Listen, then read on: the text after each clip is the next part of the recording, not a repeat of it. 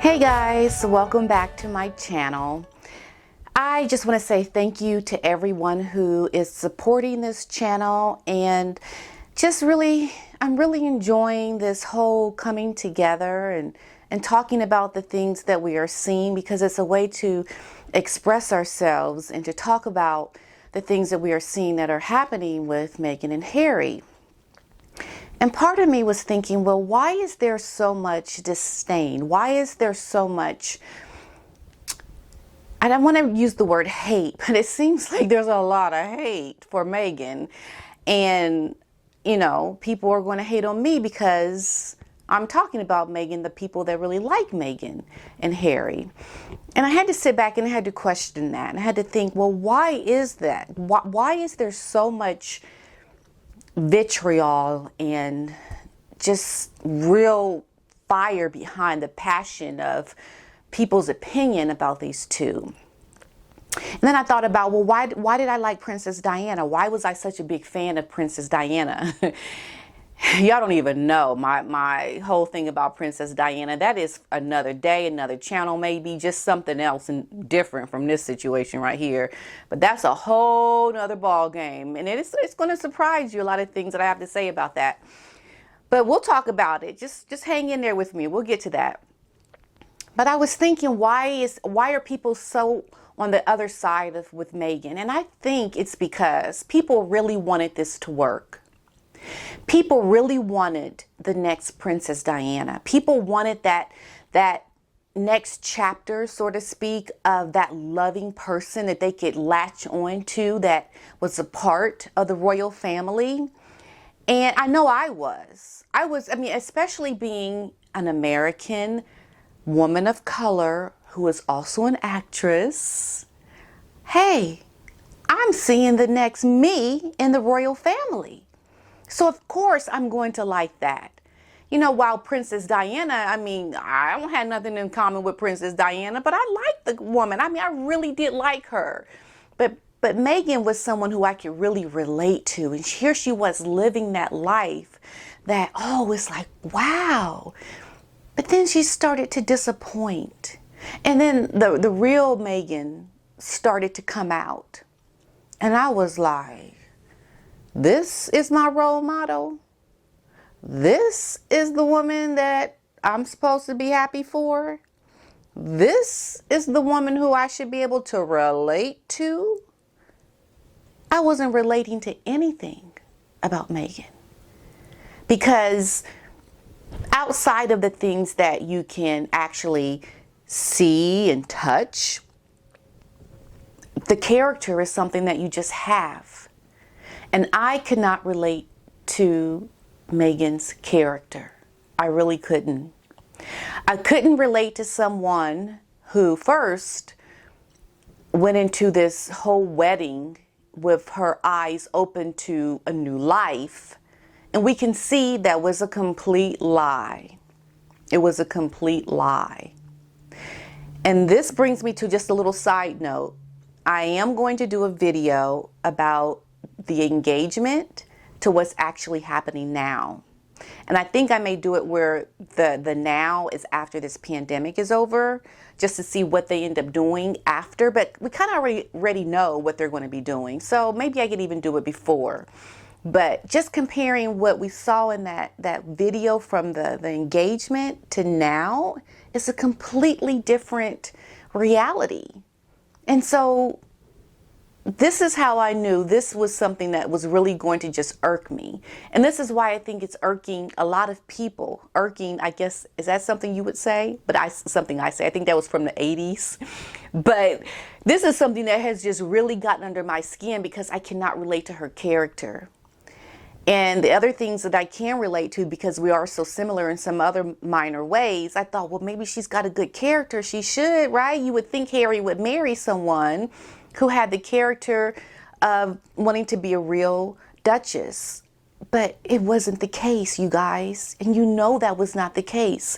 And so that's why I started thinking, well, this is why people are not really relating to Meghan. This is why people are not really able to like her, because they see the character.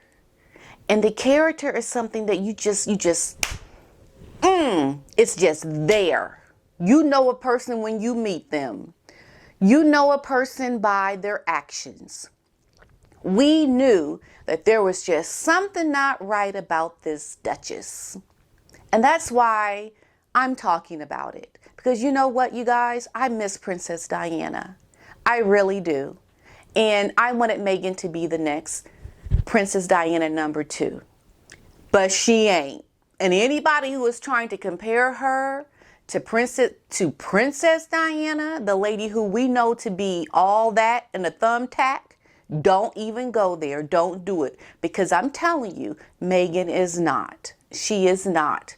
While unfortunate it might be, it is the reality. And we're going to talk about it right here. That's what we're going to do. We're going to talk about how Meghan is not really the Princess Diana we had hoped her to be. So what we're going to do, what I'm doing with this channel, is I'm calling it out. I'm talking about it. I'm talking about her character. And just because she's a black person or a woman of color does not mean I cannot talk about that, because I am also a black woman. It means I really should be talking about it now, because we need to hold our sister girls up to a higher level. They need to understand that they are representing. And the way Meghan has behaved, she's not representing. She's not. And for all those that think that she is, I feel sorry for you, because you have a different standard than I do. And if that is the case, you can get off this channel, because it ain't going to happen here. We are going to be talking about some teachable moments, things that Meghan should be doing, the things that she has done, how she can be better. That's what I want to talk about here, because it was always my hope to have her be that #2, that Princess Di #2, and she's not. So the reality is, it is what it is, okay? So that's what we're going to be doing. With all of that said, there was an author that came out. I had never heard of her before, but she had came out and she had got a lot of pushback because she had criticized Meghan as being a mother who didn't seem like she was authentic, or she didn't have good mothering, parenting skills. Let me ask you this. Would she have gotten that much pushback if Meghan was not black or had color? Probably not. It's a really sad day. A white person cannot criticize a black person without being called a racist. That to me is lunacy. Because there are good black people and there are bad black people. They're not all the same.